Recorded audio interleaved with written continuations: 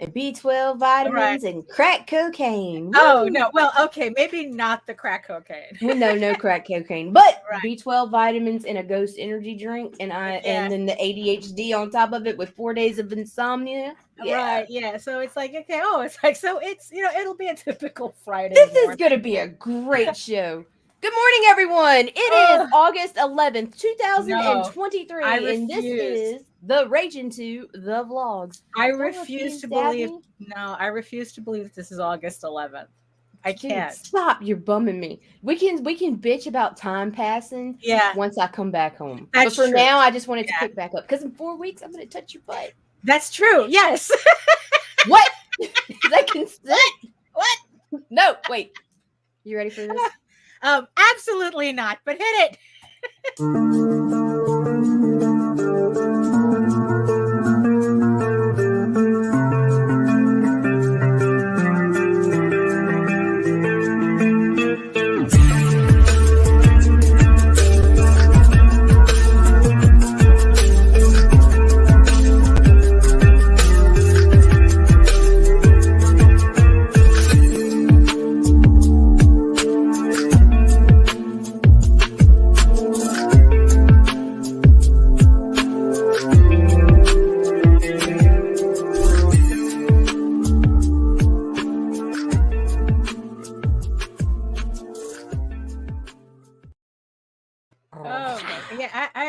Feel like I'm forgetting something. I don't know. It's like I really do feel like I'm forgetting something, and for the life of me, I can't remember what it was.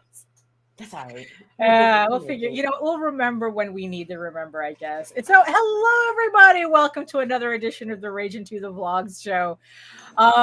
Whatever this is, whatever we decide to be today, welcome to whatever. I'm gonna be your big bitty girl, not girlfriend. Oh no. Okay, so let's see who we got here. Well, just Mike Jimmy. Mike Jimmy is the only person who wants to speak to us this morning. Oh, well, okay, we're degenerates. We get it.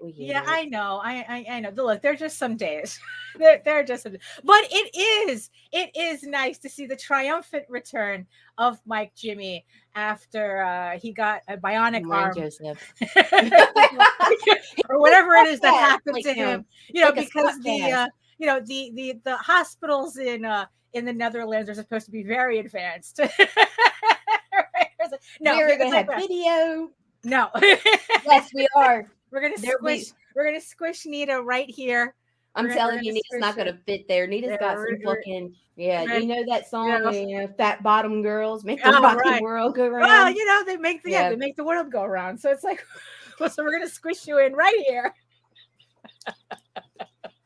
I'm just gonna stream from your table. Right, so it's like find us on our OnlyFans. Right, yeah, exactly.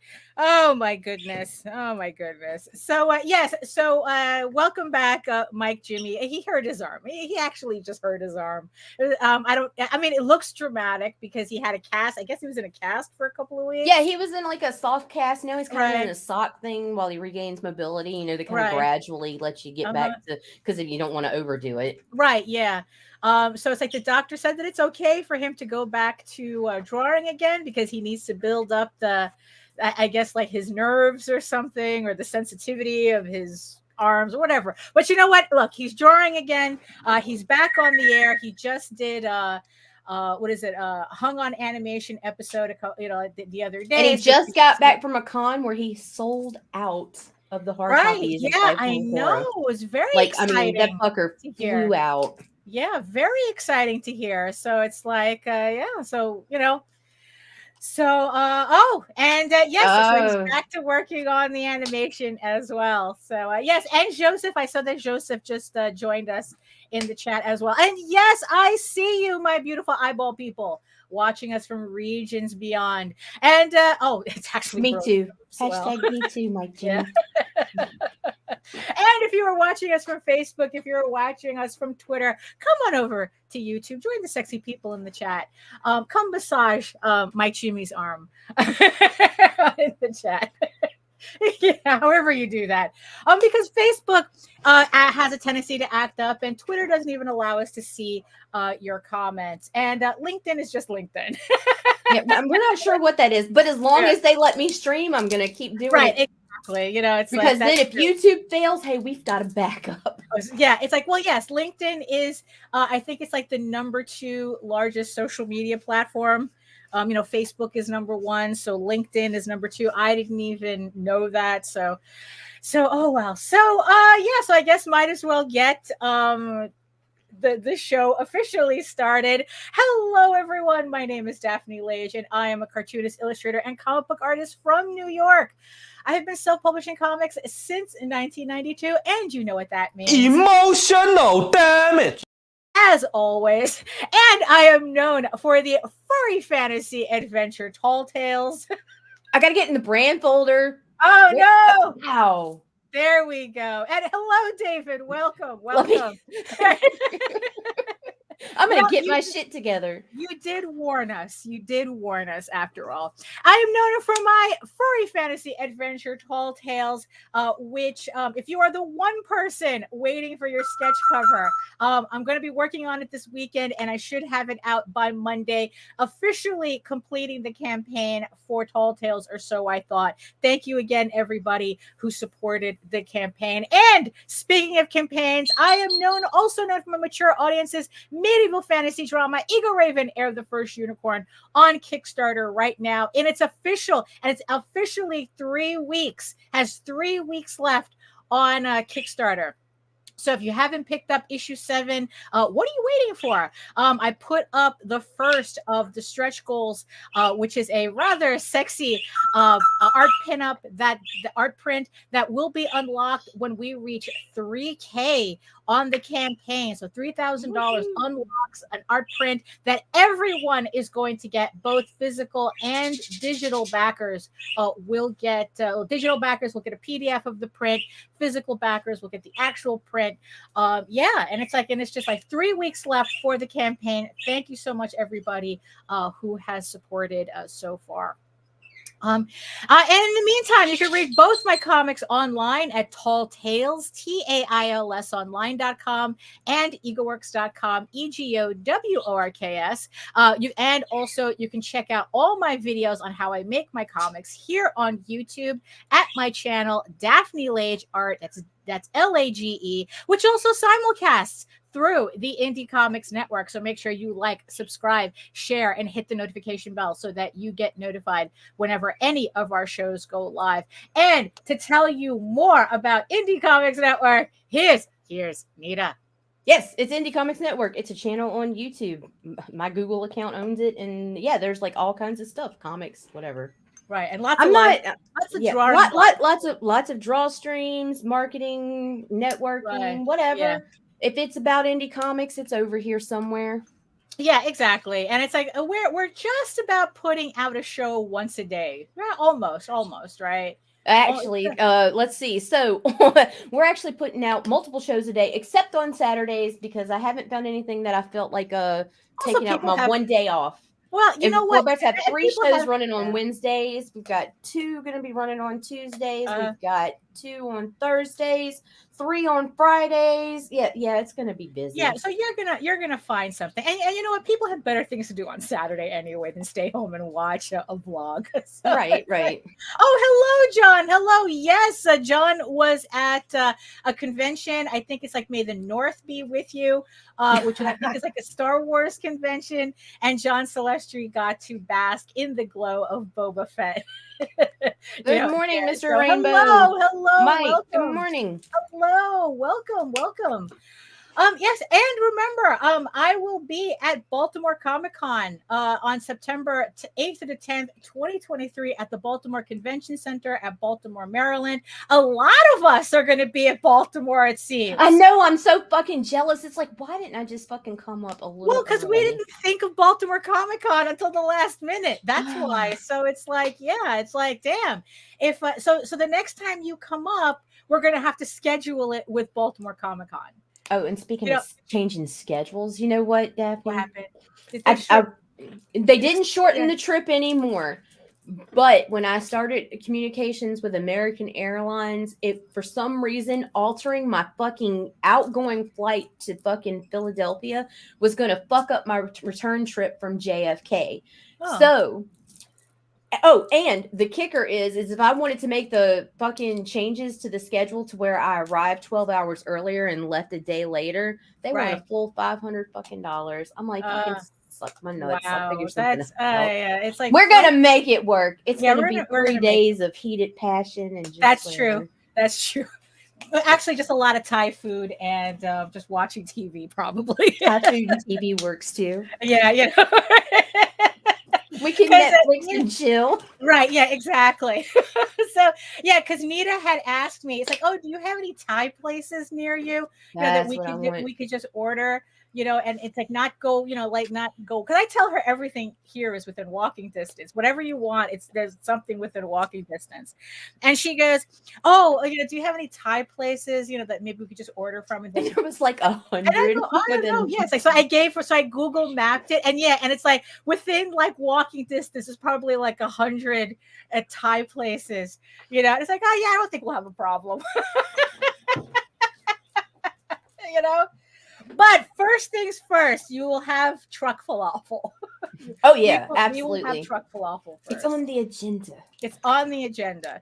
Yeah, probably. It's like, yeah, because, you know, in 3 days, it's like probably we're going to have to like, yeah, it's like truck falafel, Central Park. And then we're just going to have to like figure out everything else, you know, I hate know. people, so I'm totally okay with chilling. And somebody's like, "Aren't you worried about looking at the infrastructure and everything?" No, I really, Yeah. I don't give a fuck. I'm not. Right. I don't. Well, like, look, Central I've seen Park, enough look, if pictures you of want the to Statue see, of Liberty, and yeah, I've seen enough pictures of the Empire State right, Building. yeah, I have a fear of heights anyway. right. Like, so fuck all Look, that shit. like I said, look, if you need to see an engineering marvel, you cannot get better than Central Park.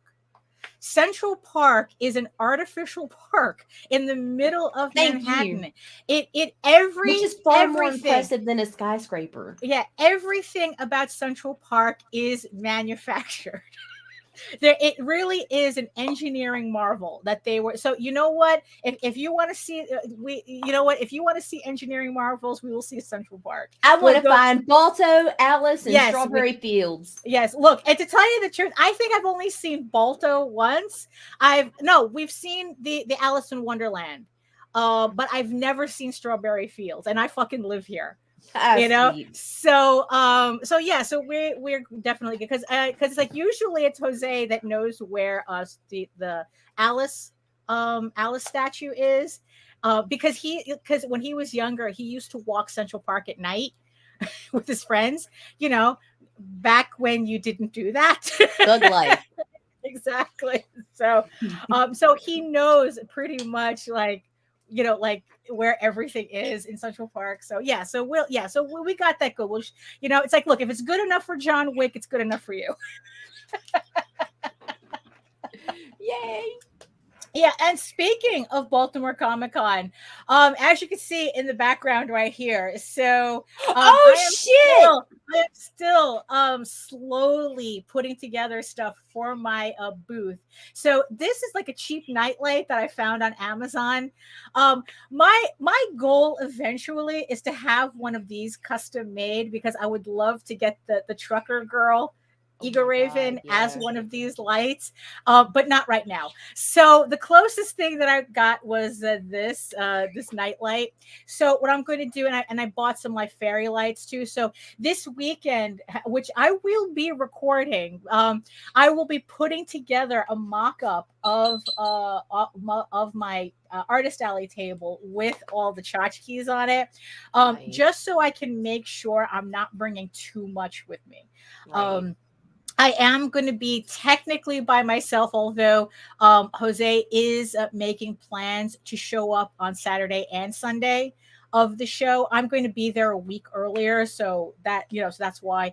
But he's not going to really be behind the table. He's going to be seeing everybody that we know. He's going to be networking. He's going to be networking. He's going to be, you know, hooking up with everybody else who's going to be, because a lot of us are going to be there.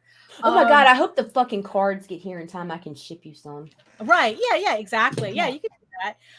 Or technically it's like they're so cheap to make, probably I could just make them here.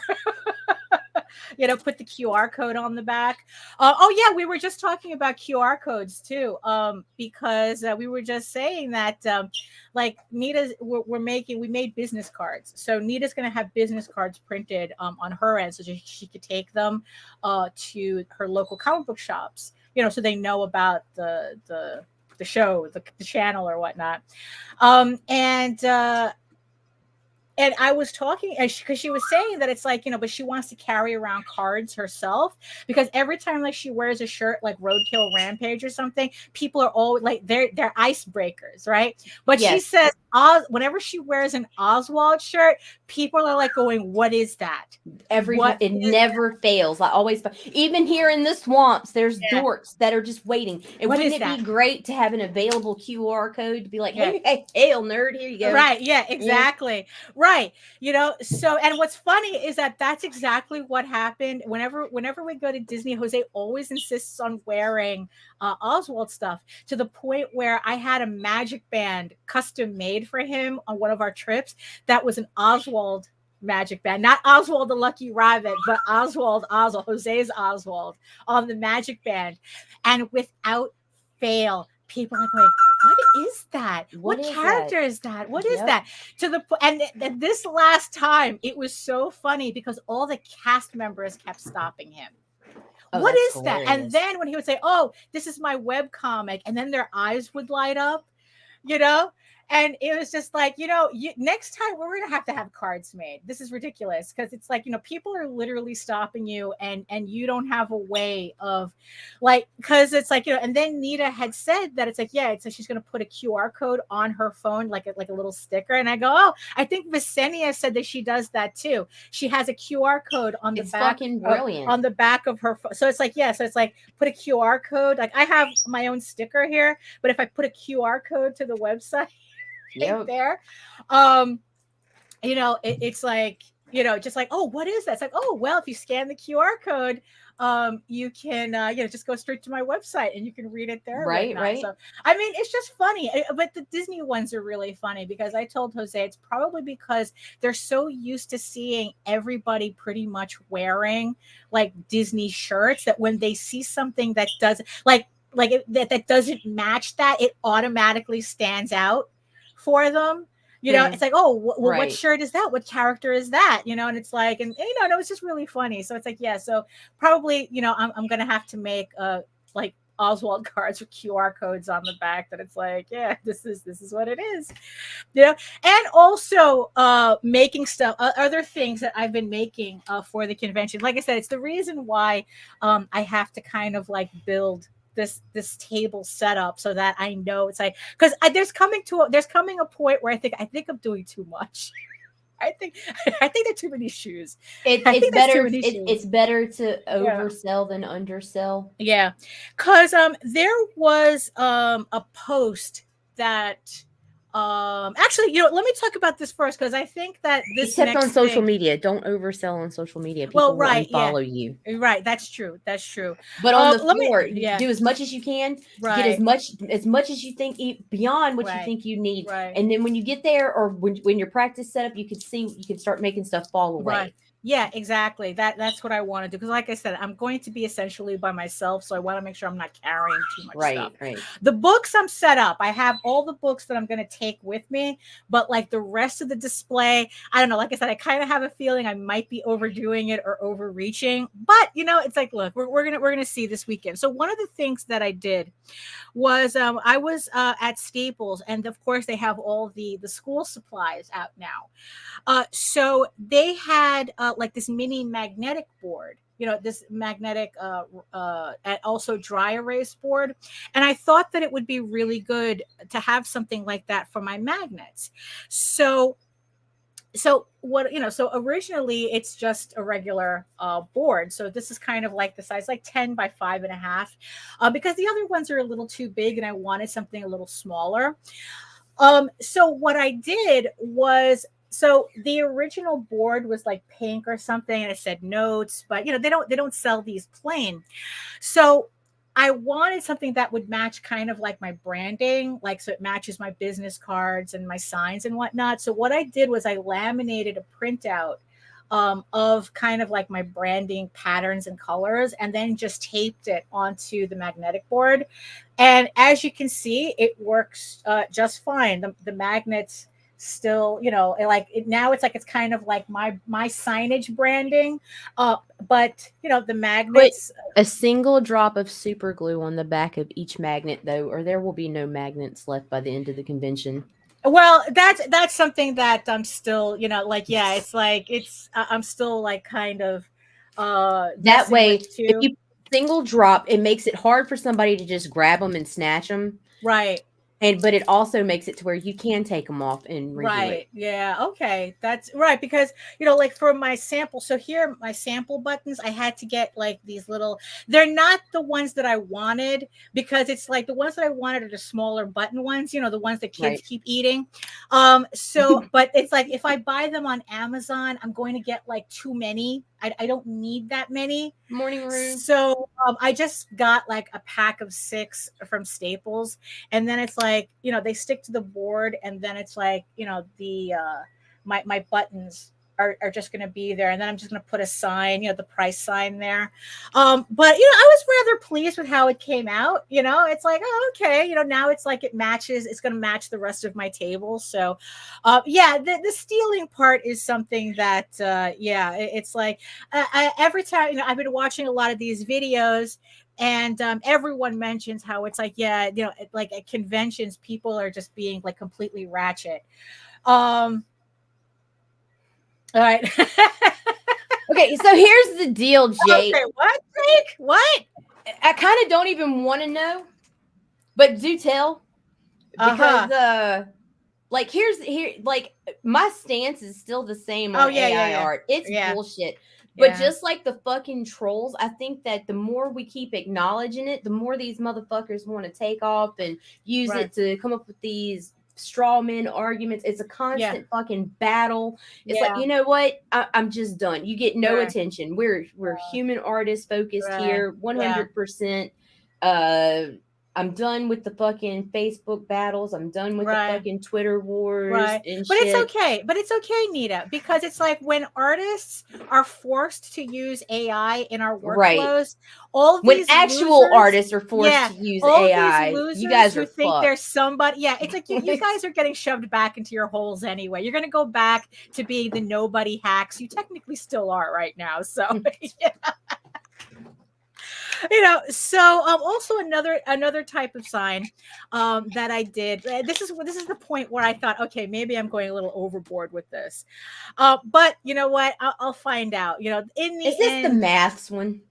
Yes, this is the maths one. I talked about it on my the stream the other day, but if you didn't see it, so what happened was that I was talking to somebody on one of the groups, and they were saying how they like to do the whole, like they know that a lot of creators don't like to do the, well, if you like this and that, then you'll like my book. And he goes, but he goes, oh, but I like doing that. So he showed his comic. I forgot what his graphic was, but it's like, if you like this and that, then equals, this plus that equals the book that they're doing. And I had told him, it's like, look, the reason why a lot of creators don't like those types of comparisons is because everyone wants to believe they're doing something goddamn original. And being able to make a comparison only reminds them that there's nothing original about what they're doing. So that's why they don't like it. Me, on the other hand, I do like it because, one, I don't care. And two, it's like, it really is an easy way to connect with, especially if you're dealing with a cold audience. That it really something is that an can easy relate way to your that they can quickly associate with the book that you're doing. So I made up a really quick sign. So it's like, here it is. So it's like Lord of the Rings plus Robin Hood plus Secret of NIMH equals Tall Tales. So if you like any of these three things, then probably Tall Tales is something that's up your alley. Sure. I did the same thing with Eagle Raven. So The Last Unicorn, Narnia, and The Witcher. and equals Eager Raven. And it's like, you know, at least this math I can do easily in my head. So I decided that I was just going to put figure out how to put these two signs on the table. And it's like, it's kind of like, again, it's kind of like trying to figure out a layout that people who are just passing through can kind of like scan really quickly and then like realize what's on my table. Without like, if they don't want to really interact with me, if they don't want to don't talk to me, I'm just looking, Right. And it's like, at least this way, while they're looking at the table, I'm telling them everything about my books without saying a word. So I'm going to see if this works or not. Like I said, I sometimes I feel like I'm kind of going a little bit overboard, but you know what? It's like, yeah, I don't know. It's like, you know what? We're going to find out what works at this convention and what doesn't. What if I told you the companies that enable these generators went hand in hand with government and will make it so that images will be featuring metadata that identify as your IP device and more? Absolutely, Jake. None of technology. No, technology is completely has to be turned malevolent. Of course. Or another. Like a cancer. What, you think AI was because all of these dorks just wanted to make their own pretty pictures? Absolutely. Or we'd be shocked by government betrayal. Yeah, it's like, it's like, no, it's kind of like, oh, TikTok needs access to all of your computer files. Right. Look, just mad props for TikTok for being honest. It's like, front. Look, it's like, what, you think this is just a social media platform? It's like, look, it's like everything is for data scraping. I mean, really, it's like that. In the end, that's what it all boils down to. So, I mean, it's like that because remember, your data is the real prize here. So, that's so it's like, yeah, all technology leads to that road.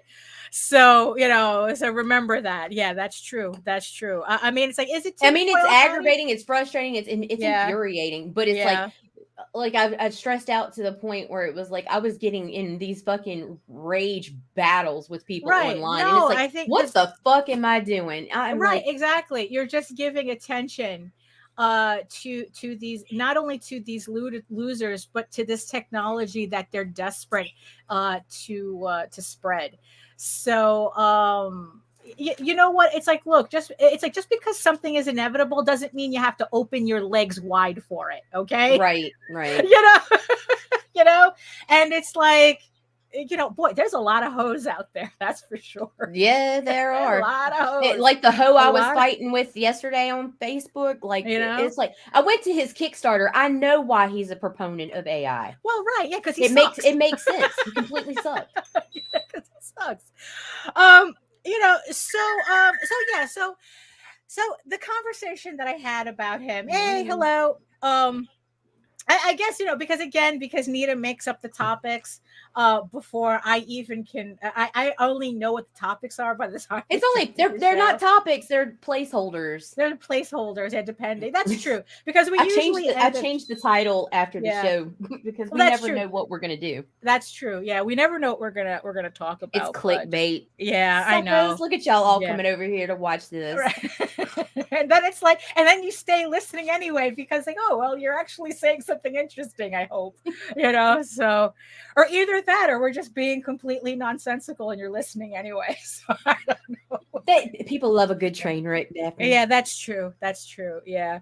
So, so that was the thing that kind of surprised me when he, when he says like, oh, I know people don't like. It's like, no, creators don't like that. It's like a lot of creators don't, because like I said, it's like because they all think that they're doing something original and whatnot, and being able to do, well, what is your book like? Or this, like another thing that I hear that some like artists or creators, the tech in this case can give a leg up for the alphabet soup. So pray your readership goes up for all the federal agents. Look, it's like, it's like the NSA guy who's watching my camera has already gotten an eyeful. So you know what? They're probably all I used to custom this make videos for mine. Yeah, it's like they all know what's going on. They know the deal. Um, you know, but it's like so it's like it's another thing that a lot of artists they say is like they hate it when people say, "Oh, this your artwork reminds me of." And it's like, and it always makes them like clench up because it's like, oh, that means you're telling me that I'm not original or something. It's like, no, that's not what that means. It just means that they're connecting to your work in a way that's good. That's good that it reminds although granted there are assholes like, oh well, this reminds because the implication is that you are copying. And what I usually do is like, yeah, that's exactly what I'm doing. That's exactly because I remember I don't know, there was one person who thought that comparing my stuff to ElfQuest was an insult or something.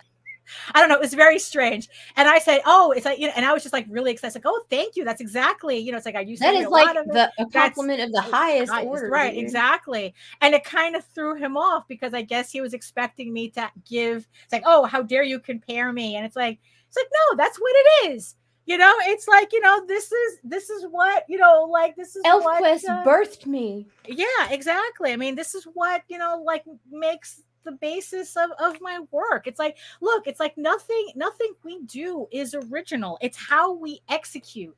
What did Jose say? It's like, if you don't have execution, you have nothing. Right. The idea, the alphabet soup of ideas that you're birthing your product from, it's like, that's not the original part. The original part is how you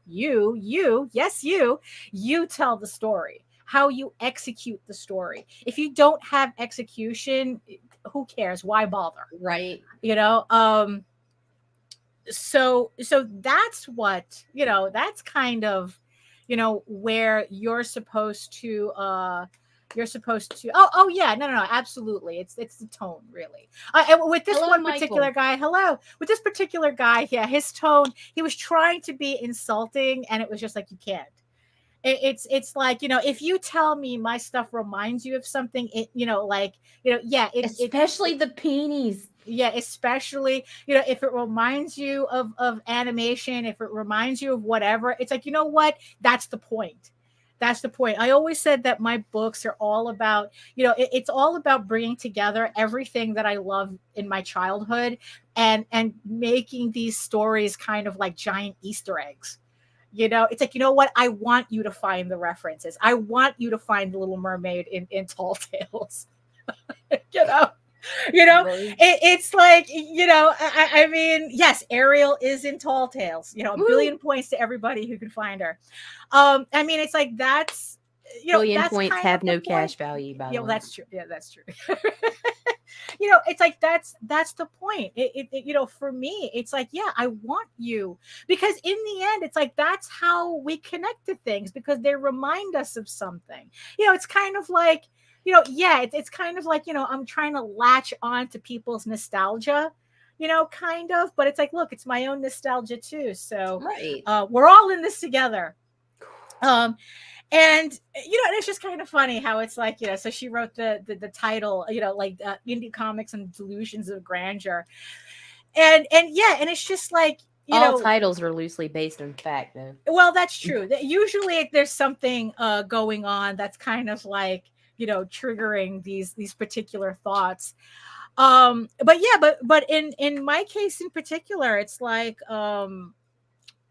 make those comparisons, especially like, it's like, look, I'm reading this book. Exactly. It's like, what is it? The golden ratio that they're all, it's like, yeah, it's, it's like, I'm reading the next chapter of the book of, the book, the 1 hour content plan. I'm reading the next chapter of that.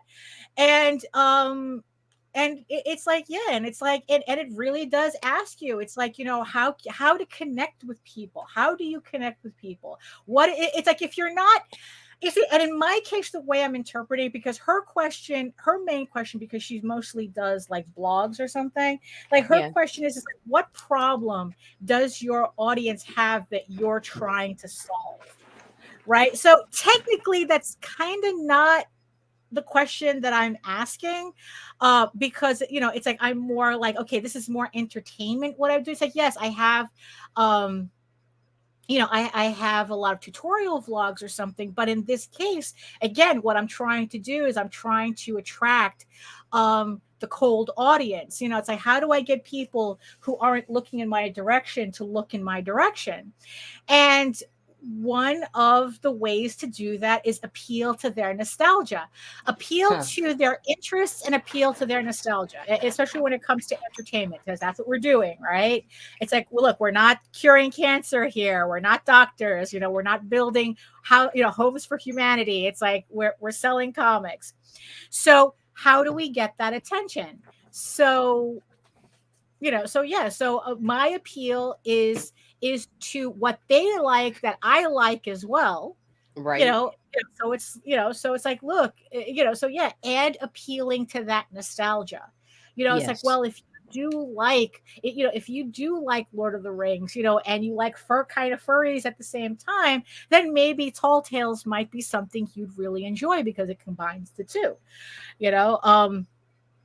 If you like really, it's like if you like kind of like the light fantasy of the Chronicles of Narnia with kind of like the dark anachronism of The Witcher, then Eagle Raven might be something for you. There was another post where someone was actually talking about these comparisons. It's like, oh, well, I don't really recommend you do them because what if the person doesn't like the comparisons that you're making? And then that's the point. Then it's then the comparisons are doing their job. It's like, because it's always like, oh, it's like, how do I not alienate parts of the audience? How do I not alienate parts of my audience? So it's like, well, if they don't like that, they're not your audience. Right, exactly. So the argument really didn't make sense to me. I want people who like these things. I want people who like these things. I want that shortcut. So like I said, this acts as a shortcut. It's like, I want people who like these things. If you don't like these things, then I can't sell to you. And it's like, granted, okay, maybe I could pressure you into buying a book, but you're still not my audience because you're not buying because, you were interested in it. So, especially since my goal in especially like this upcoming, like these upcoming months and for, like pretty much from here on, my goal is to build my audience how I can, so, but the thing is though, is I want to build, we keep hearing it, it's like an organic audience. I want an audience that's actually, that will interact with my work, that will become like, they'll go from a cold audience to advocates for my book. I don't want people who are just buying the book for the sake of buying it and then they're tossing it in a corner and then it's like, they're not. So it's like, if that's what happens, like, okay, you succeeded in selling a book, but you failed at building an audience member. So it's like, so which would you rather do? Because it's like, there's people who's like, oh, well, if I get their money, that's what counts. And it's like, okay, all right, but how is that going to work for you in the long run? Because it's like, because if you're just concerned about selling copies, then why are you in comics? If you're just, it's like, then you're just selling a widget. It might as well just be a widget. Go work in retail. If all you care about is just selling shit to make money, but what you're selling doesn't matter. So my whole thing is that I'm not selling a widget. I'm selling entertainment that grows an audience that will continues to support me in the long run. So I would rather lose that sale to somebody who's not interested, but just feel, like, oh, giving you a pity fuck buy. I don't want that. I would rather lose that sale than probably get somebody who'll pick up a card and then think about it and then later on pick up a book and then, you know what, I really like this book. And then, and then they become a fan for later on. I catch them later. Right. Kind of, also another thing that I'm experimenting with at the show as well is like, I'm making these little cards And they're just going to be little flyers. I'm going to see how many I need. I might actually, depending on how I feel, I might actually get these printed up, to see how I can convert people at conventions to Kickstarter. So of course I have the collaboration campaign with Krista Crawford at the end of September. And, I'm going to be at Baltimore, weeks before then. So what if I had a flyer at that convention advertising the two campaigns, with the QR codes? It's like, hey, don't miss out on the next campaign. We have a collab going. If you support both campaigns, you get a print, added to your pledge, check it out. And it's like, how will I be able to, will I be able to make that conversion? It's like, granted, it's like maybe like one show might not be the best, indicator of anything, but look, it's like, I don't know when my next show is going to be, so I might as well just try it here, throw everything on the wall on this show and see what happens. But yeah, it's like, it's like that's the thing. It's like, what, if all you're doing is if all you're concerned about is just making, it's like, just selling the books to whoever, even if you have to pressure them to buy it, then what are you doing? Then what are you doing? So I'm hoping that this sign does a little something. Like I said, it's like, that way the people who are just walking past and they see the sign, it's like, okay, they can tell immediately, I might actually be interested in this, or I might not, or I'm not going to be interested in this. So I might as well just keep moving and not bother anybody. Because there just comes a point where it's like, what, I really don't want to waste my time with people I have to convince because they're not interested. Because it's like, well, if you're not interested, then why are you here? It's like, you could easily say, it's like, well, if they stop to talk to you, they must be interested on some level. And it's like, but there comes a point where it's like, there needs to be a return on investment. If I have to sit there massaging somebody's brain for like 20 minutes for a $7 comic, it's not really a good use of time. So, it's kind of, it's like, and I kind of question whether, because like, look, how difficult is it to sell you something that you want? How much work does somebody actually have to do? It's like there's there are books that it's like, look, in 30 seconds if you want something or not. Come on. It's like, so to say that it's like, oh, you really have to work these people, it's like, no, I don't think so. Because you know what? Because when those same people, when they're walking around the show and they see something they want, all of a sudden you don't need to talk to them at all. They're just pulling out their wallet. And it's like, and it's the same thing with books too. It's like really, when you go to a bookstore, when you go to a comic book shop, how much time do you really have to spend looking at a comic to know whether you're going to like it or not? That you want to spend money on it, right? But for some reason at a show, I have to massage somebody for 20 minutes. It's like, come on, that's no, you're just wasting my time. That cost extra. Mm-hmm. Exactly. Yeah. So that's the funny thing. So it's like, on a certain level, on one hand, it's like we kind of have to kind of chill with the idea, build it and they will come. It's like, oh, if your comic is that great, you don't have to sell it. But at the same time, you kind of do have to sell it, but you kind of have to be efficient with it. I guess in the end, it's like you just have to know when your time's being wasted or not.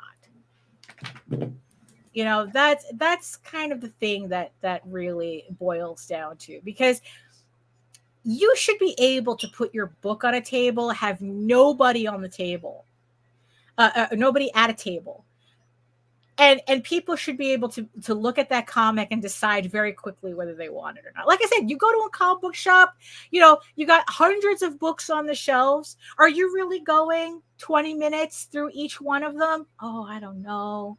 Yeah. You know, nobody does that. I've never seen the art people do attracts that. you. You grab the fucking book, you flip real quick. If the interior is match the Right. cover or is equal to, you're like, oh yeah, I'll take this home. And if the story's good, you go back for Right. another one. Right. Like you know what? Like everybody has a hard on for being in Diamond, right? For being, you know, distributed by Diamond and being in comic book shops or whatnot, right? So think about the catalog. You know, think about, you know, you looking through the catalog. What do you have? You have a cover and a very brief summary. And you're supposed to base your shopping decision on that. You know, this is what we ask retailers to do, right? When you go through Diamond, to make a decision on buying your book based on a postage size stamped image and a you know, and like you know, a paragraph if you're lucky, you know, of a description of your book. Oh, it's like this stuff can only be science to a point, though. The art of the sell does unfortunately come into play. Capitalism is competition, right? Well, it's like art of the sell when someone's interested, but why waste your time when you're well, yeah. I mean, it's like, but that's the thing. I mean, it's like, yes, it's like, are you at a convention competing with other people? It's like, yeah, it's like, am I going to have a harder time, you know, next to a guy who's selling Shikari, you know, variant covers? You know, most likely. You know, but the thing is, though, the people who are, it's like, but you know what? The people buying Shikari covers don't need you to massage them for 20 minutes either. They're going to go home and massage themselves. Right, exactly. Minutes. You know, I mean, it's like, yeah, are there, I don't know, it's like unrelated. Is it related or unrelated? I don't know. So for the last time I was at New York Comic Con as a vendor, we were sharing a booth with somebody. And so we were able to have a table. And this was in the whole middle of this was before before cosplay became like the boogeyman du jour at conventions. And before that, it was all these bikini models that were like all the rage at conventions, booth babes and bikini models and whatnot. Right. You know, they put on, you know, they put on a Wonder Woman bathing suit, and all of a sudden they're selling cosplay prints at New York Comic Con.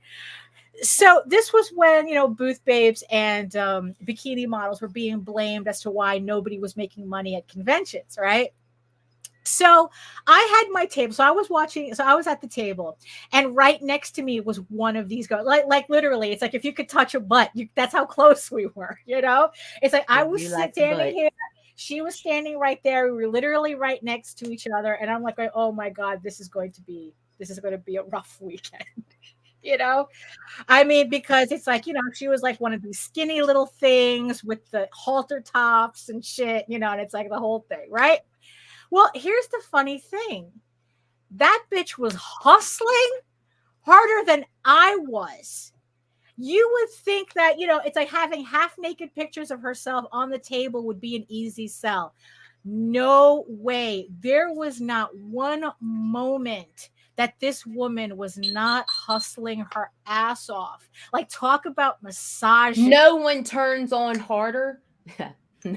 No one turns on harder. No one turns on harder than a professional cosplayer. You know, I mean, it's like you would think, like, I mean, but the thing is, though, is that, like, yeah, it's like you would think that she didn't have to do anything but just stand there and stick her tits out, right?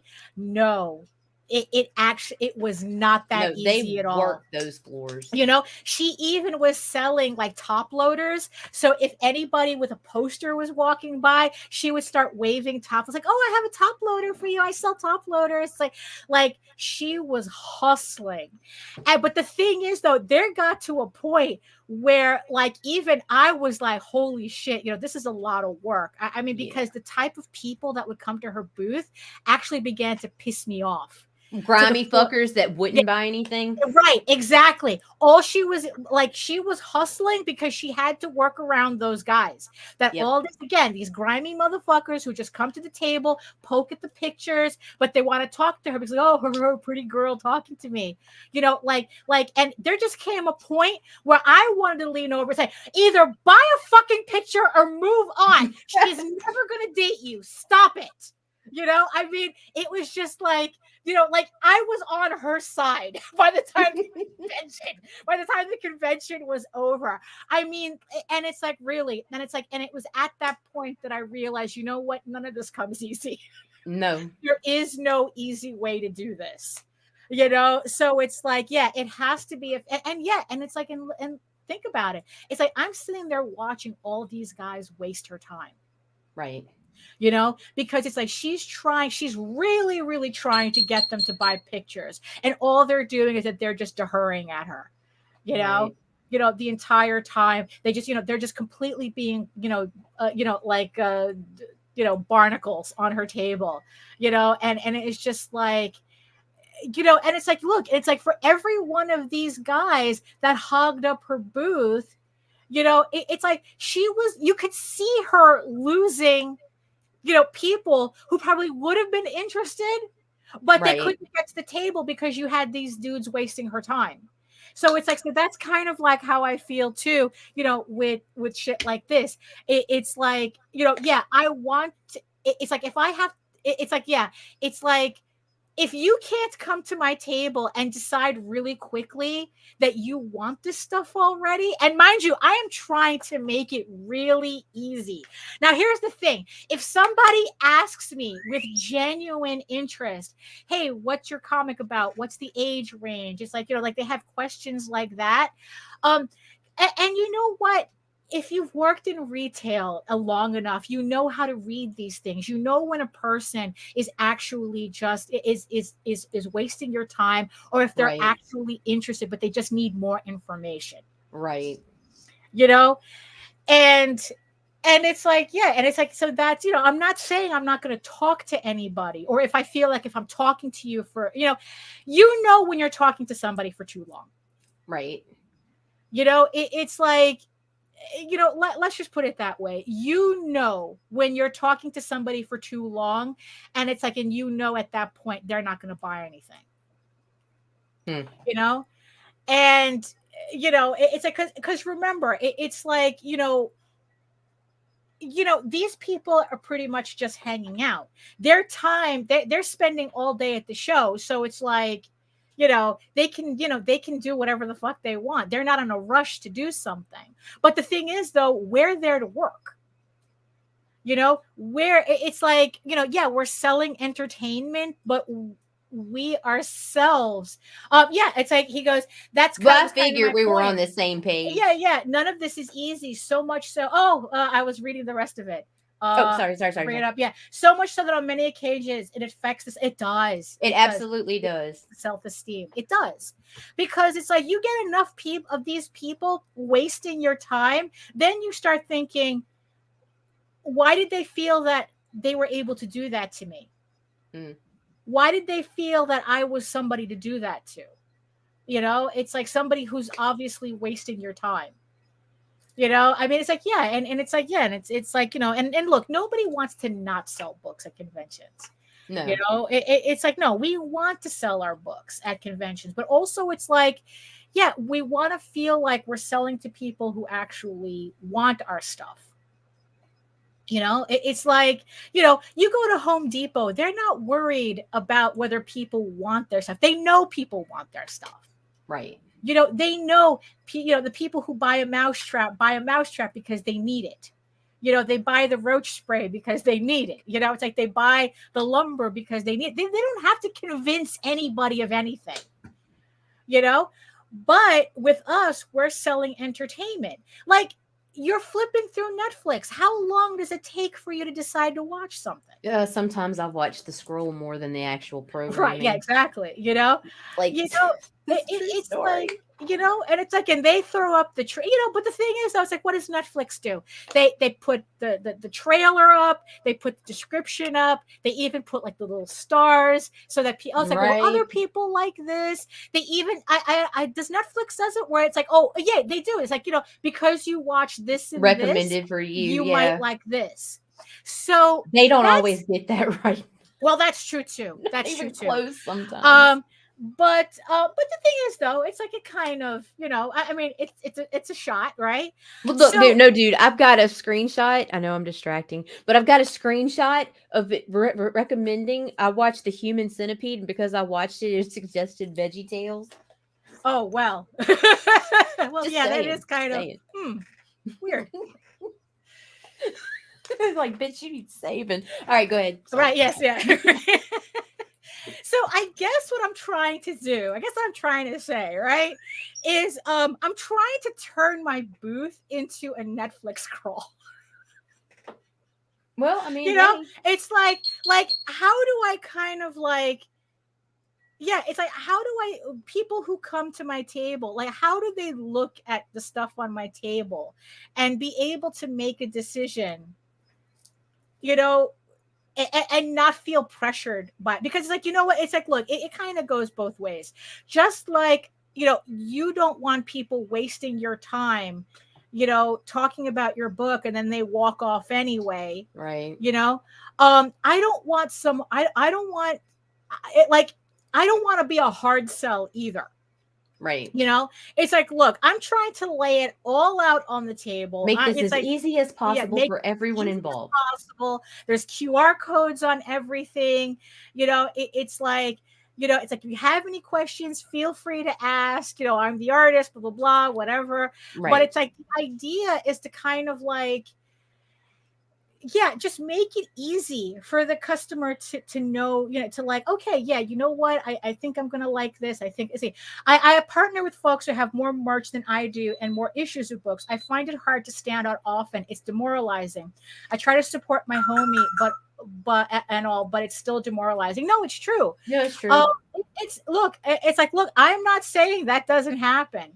Because for all I know, I'm going to do all this work with the lights and the fairy lights and it could be for naught, right? But you never know if you don't try. And all of this is growing pains, right? Yeah, and it's like, you know, it's that's the thing. It's like you said. It's like it's you know, it's competition. It's like, yeah, it's like, so the way I look at it is like, okay, so how do I make myself, like, here's the thing.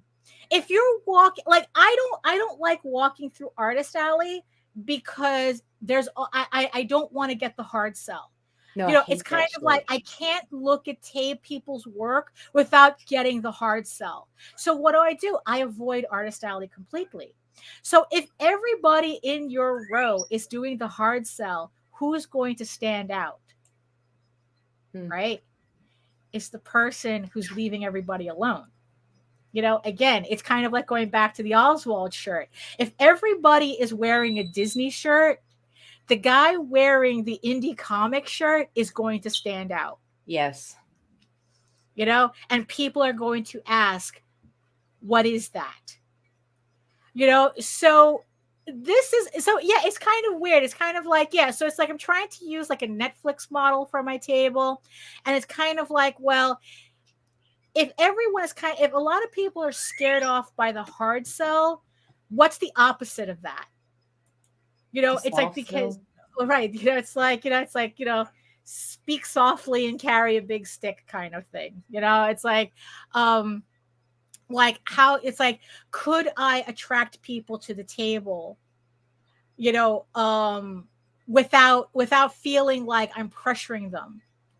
You know, and it's like, or making stupid conversation, you know, right. Because that's also, it's like, hey, I like your shirt. You know, it's like there's one thing for somebody to say, hey, I like your shirt. Or somebody goes, what is that on your shirt? Big difference.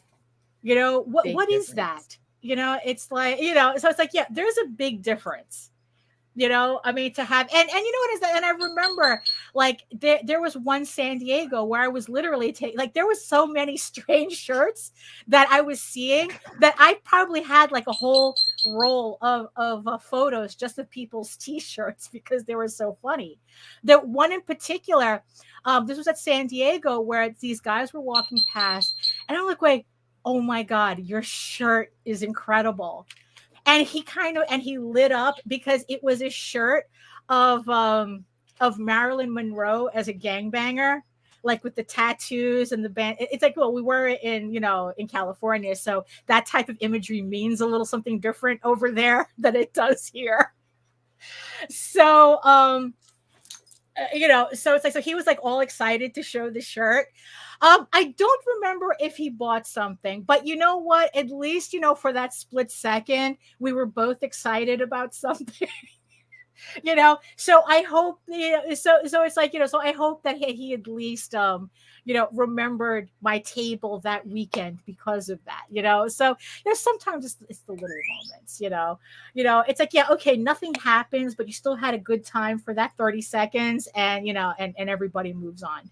But it's not like I went, hey, that's a great shirt. Why don't you come over to my table so I can get a closer look at it and you can look at my stuff while you're at it too. It's like, come on, don't be a dick. That is such, I feel grimy doing, just imitating. Right. That was grimy, So it's like, look, I don't know what, in the end, I don't know what the answer is. Selling at conventions is a hard sell. Nobody is saying otherwise. And whatever, it's like, yeah. So it's just like, I don't know. In my case, it's like, okay, how can I sell my work and showcase my work without being completely obnoxious about it? And I guess also kind of like the weird thing about watching all these videos about girls at anime conventions and how anime conventions function is kind of like realizing that it's a different kind of selling game at anime conventions. It's like, yes, it's like they do sell a lot of fan art, and that you don't have to sell fan art. Mark. In a sense, yeah. I actually keep my book out of sight and let my homie shine. If I think someone looks like they're interested in the type of stuff, it's like, hey, you want to buy a book? You want to buy a book? You want to buy a comic? I got the good stuff. I like them slick deals. Chances are, if you're selling your comic like that, I'm gonna be interested in it. It's like, yeah, it's sometimes if you can genuinely make people laugh, that kind of breaks the ice a lot faster than a 20-minute spiel about your book. Right. So there's the secret. Make the people in front of your table laugh, and you'll have an easier time. Oh, the thing with anime conventions, yeah, you realize that anime conventions definitely have a different type of audience that they cater to. It's like, yes, right, fan art does bring them to the table, but the thing is, though, is that you can tell that, especially at anime conventions, it's a much more introverted crowd. So yeah, so there isn't, to tell you the truth, I can't remember an anime convention in an artist alley where I felt like I was being barked at. No. Comic book conventions, it's like you're walking through a kennel. Oh my God, it's the worst sometimes. It feels like you're walking through a kennel. And bro, they had this one guy that was so bad at MegaCon. Like, I mapped out my entire weekend to where I could get to everybody I wanted to talk to without passing his fucking table again. Like, the dude stressed me the fuck out. Although ironically, I think that the best salesperson that we've seen, there was one San Diego Comic-Con where our booth was right across from Spike and Mike. Spike and Mike, the animation festival. Sick and Twisted. Holy shit! Yes, we were. And there's one of them, the guy that wears the hats. There was one like he just passed recently, and all weekend it was the guy. I don't remember if he was Spike or Mike. That he was wearing the hats, and it was the funniest shit all weekend. And again, because he made people laugh. Yeah. Where he was talking about, like every hour he'd come up with some ridiculous deal, but it really wasn't a deal. Like he would be screaming like the videos, get your videos for $10. It's like it's like this hour only, buy one video, get two for 20, and it's like there was no deal. That was the joke. It was the regular price, right? The regular price. You're just selling you two, Well, comic book conventions are shit for selling comics unless they're an actual Comic-Con, which there are very few of those left. Right. And Baltimore happens to be one of those. Right. Yeah, so everybody's all about the cosplays at either one. Yeah. So Spike and Mike, so all weekend he was just like screaming this shit, and it was so funny. So it's like, there is so I guess he showed that, your mileage may vary. It's like, you can be too quiet and not sell anything. You could be too loud and not sell anything. But when you hit that sweet spot on either end, because like I said, that's, the Spike and Mike booth, we still remember it fondly. I love those guys. It was just so funny. Oh, so we're a little past the top of the hour. I mean, I don't know if, it's like, I don't know if we stayed on topic at all, but that's okay. I kind of think, you know what? It's like with this convention coming up, it's pretty much all I'm thinking about. That and finishing my books. I got 4 more pages to get through to finish shading Medieval Unicorn Viking Slut. I got 4 more pages, and then it's like all the shading is done for that. So all I have to do is flat. So I'm doing that. Then I have 8 more pages to finish. No, actually 6 more pages to finish issue 8. So, and then I have this sketch cover that I have to do too. So it's like, my mind is kind of like, so you're lucky you can get me to talk about something coherently. Wait, this was coherent? I don't know. I don't think so. So, but you know what? People stayed anyway. You know what? So do you have any final thoughts? Well, I would have a final thought, but the problem is I have so much inconsistency with. Okay, I'm not gonna bitch. Okay, no, I have no final thoughts. Probably it would have been better as another show anyway. We'll talk about it on Monday. I got some rant. All right. Well, okay, we'll save it for Monday then. So there you have it. Thank you so much, everybody, for keeping us company in the chat. Yes, and thank you so much to my beautiful eyeball people, my giant eyeball people, like we see here in Las Vegas. It's like, yes, we definitely see you from several miles away. Thank you so much thank you. No, we feel all the pain when it comes to this stuff. Trust me. Everything we talk about is everything we talk about is because we're talking about it from a personal experience. It's just, it's always easier to talk about personal experience. And two, it's like, it's like, and here's the thing too. Sometimes the best thing that we can do is serve as a warning to others. Yes. Don't make our mistakes, or make our mistakes and maybe you'll have a different result. Do as I say, not as I do. Well, but again, sometimes. It's like, unless what I do is good. Right. And then unless what you do is bad, and then it's better. Yes, what? What? No, you know what? Let's get out of here. There's no morals here. So like I said, thank you everybody for joining us on this Friday. So if you want to see more about me and my artwork and learn more about my upcoming campaigns, remember, you can head on over to my main portfolio site at egoworks.com, EGOWORKS. You can find links to all of my galleries and social media sites, but I mostly post to Facebook if you're interested in seeing sketches and current work in progress and updates and live updates and all that fun stuff. And remember, you can catch me here on YouTube. You can see all my videos on how I make my comics and all these other things here on my channel at Daphne Lage, Lage Art, which also simulcasts through the Indie Comics Network. You could also catch me pretty much every-ish Wednesday at 4 p.m. to 6 p.m. Eastern, where I do a 2-hour draw stream where it's pretty much just me working on whatever it is I need to be working on for 2 hours and talking to everybody in the chat as best as I can. So you can join me there as well. So make sure that you hit like, subscribe, share, hit the notification bell so you get notified whenever any of our shows go live. And remember, you can read Eagle Raven, Heir of the First Unicorn, for free, uploading every day, Monday through Friday. But if you prefer your fantasy to be more of a furry Lord of the Rings adventure, you can follow the link over to talltalesonline.com. That's TAILS.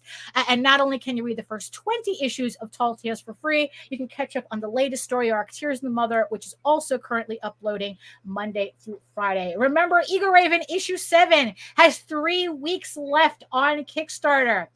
Thank you, everybody who have supported the campaign so far. Oh, I actually forgot that I had wanted to do a raffle today, so we'll do it on Monday. We'll do a raffle on Monday and give away some more stuff to everybody who's backed the campaign. Completely forgot about it, but we'll do it again on Monday. But the links are in the show notes below. Like I said, 3 weeks left for Eagle Raven, Heir of the First Unicorn. We are on our way to unlocking 3K, which unlocks an art print that everybody will get, both digital and physical backers. And it would be nice too if I could finally hit 180 backers this time around, but we'll see. A lot can happen in 3 weeks. Links are in the show notes below. So that's it for us on this Friday. Thank you so much for joining us. And in the words of the ancients, eat your food, moisturize, mind your business, and do the work. Because when you actually do the work, you never have to fake any of your accomplishments. Thank you so much. We'll see you on Monday. See you later and everything. Ciao. Peace.